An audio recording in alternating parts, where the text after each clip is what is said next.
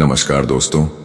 सुखपुर नाम का शहर पहले की तरह ही था, लेकिन अब वहां की हवा में बदलाव की महक थी। शाम के लगभग 5 बज रहे थे और दिन की चहल पहल धीरे धीरे शांत हो रही थी। सूरज अपनी आखिरी सुनहरी रोशनी बिखेर रहा था और लोग दिन भर की थकान के बाद अपने घरों को लौट रहे थे। शहर के पौष इलाके में एक बड़े राजनेता श्रीकांत शर्मा का आलीशान बंगला शान से खड़ा था। उनके आने के कारण बंगले के बाहर पुलिस की कड़ी सुरक्षा और पत्रकारों की भीड़ लगी थी। हर कोई उनकी एक झलक पाने को बेताब था। इसी गहमा गहमी के बीच भीड़ से थोड़ा हटकर एक बुजुर्ग व्यक्ति खड़े थे। उनकी उम्र 72 साल रही होगी और उन्होंने एक साधारण लेकिन साफ सुथरा कुर्ता धोती पहन रखा था। उनके हाथ में एक छोटी सी कपड़े की थैली थी और उनके चेहरे पर दिन भर की थकान साफ दिख रही थी। उन्होंने धीरे से एक युवा पुलिसकर्मी से पूछा, बेटा, पानी की कोई जगह है क्या? पुलिसकर्मी ने उन्हें ऊपर से नीचे तक देखा और एक उपहास भरी मुस्कान के साथ अपने साथी की ओर इशारा करते हुए हंसते हुए बोला, देखो यार, अब ये भी वीआईपी इलाके में भीख मांगने आ गए हैं। सोचा होगा यहां अच्छे पैसे मिलेंगे। बुजुर्ग ने कोई प्रतिक्रिया नहीं दी। उनके चेहरे पर कोई शिकन नहीं आई। उन्होंने बस अपनी नजरें झुका लीं और बोले, मैं भीख नहीं मांग रहा बेटा, मैं बस प्यास लगी है। पुलिसकर्मी ने अपनी आवाज थोड़ी ऊंची करते हुए उन्हें डांटा, नेताजी की गाड़ी कभी भी आ सकती है, यहां से हटो, ये कोई धर्मशाला नहीं है। दूसरे सिपाही ने उन्हें शक की नजरों से देखते हुए कहा, शक्ल से ही संदिग्ध लगते हो, लगता है कोई चोर उचक्का है। चलो अंदर थाने में पूछताछ करेंगे। बिना उनका नाम जाने, बिना किसी शिकायत के, सिर्फ शक के आधार पर उस बुजुर्ग को घसीटकर पास के पुलिस थाने ले जाया गया। उनके विरोध की आवाज भीड़ के शोर में कहीं दब गई। 4 घंटे बीत चुके थे। पुलिस स्टेशन के लॉकअप की ठंडी गंदी जमीन पर वह बुजुर्ग चुपचाप बैठे थे। उनके मन में बस एक ही सवाल था, मेरा कसूर क्या था? कुछ पुलिसकर्मी मस्ती के मूड में लॉकअप के पास आए और मजाक उड़ाते हुए उनसे तरह तरह के सवाल पूछने लगे। बुजुर्ग ने बस एक बार फिर पानी मांगा, लेकिन उनकी इस छोटी सी विनती का भी मजाक उड़ाया गया। पानी तो वीआईपी लोग पीते हैं, तुम जैसे लोग तो जेल के पानी के ही लायक हो।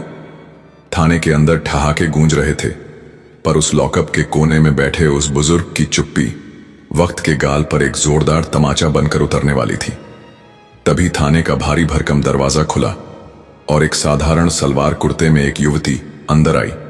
उसकी उम्र 28 से 30 के बीच होगी।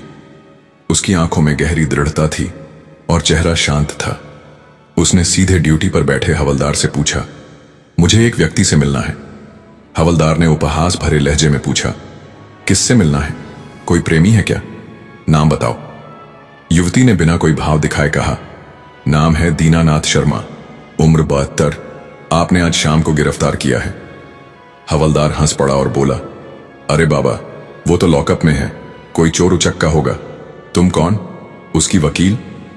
युवती ने चुपचाप अपने बैग से एक प्लास्टिक का आईडी कार्ड निकाला और उसे हवलदार के सामने रख दिया। उस पर स्पष्ट अक्षरों में लिखा था, आराधना वर्मा, आईपीएस, मुख्यालय विशेष शाखा। थाने में सन्नाटा छा गया। हवलदार का मुंह खुला का खुला रह गया। पास बैठा सीनियर इंस्पेक्टर, जो अभी तक अपनी कुर्सी पर पैर फैलाकर बैठा था, आईडी देखकर तुरंत खड़ा हो गया। उसके चेहरे पर पसीना आ गया था और हाथ कांप रहे थे। उसने लड़खड़ाती आवाज में पूछा, मैडम, आप श्रीमती रेखा वर्मा जी की बेटी हैं? नहीं, युवती ने ठंडे स्वर में कहा, मैं दीनानाथ शर्मा की बेटी हूं, उसी आदमी की जिसे आपने बिना जांच के लॉकअप में डाला है। थाने की दीवारें अब हंसी नहीं बल्कि डर और शर्म से कांप रही थीं। कहां है मेरे पिता? आराधना ने दोबारा पूछा। उसकी आवाज में न गुस्सा था, न घबराहट, बस एक आदेश था। इंस्पेक्टर संजय रावत तुरंत आगे बढ़ा। उसके चेहरे पर माफी और डर का मिश्रण था। उसने कहा, मैडम, हमें नहीं पता था कि वह आपके। नहीं पता था, इसीलिए उन्हें घसीट कर लाया गया। नहीं पता था, इसीलिए उन्हें पानी तक नहीं दिया गया। आराधना की आवाज में तीक्ष्णता थी। रावत ने सफाई देने की कोशिश की, मैडम, हमें शक था वह वीआईपी इलाके के बाहर घूम रहे थे। क्या शक के आधार पर किसी को बिना एफआईआर, बिना सत्यापन, बिना मेडिकल के लॉकअप में डालना अब कानूनी है? आराधना की आवाज ऊंची नहीं थी, लेकिन हर शब्द हथौड़े जैसा लग रहा था। अब लॉकअप की चाबी लाई गई।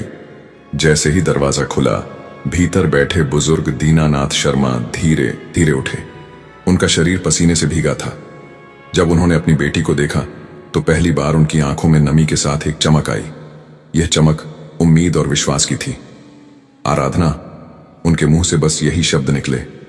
आराधना तेजी से उनके पास गई, उनका हाथ थामा और बोली, बाबूजी, आप घर चलिए, बाकी काम मैं देख लूंगी।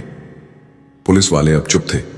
सिर्फ एक सिपाही ने हिम्मत करके कहा, मैडम, हम नहीं जानते थे वह कौन।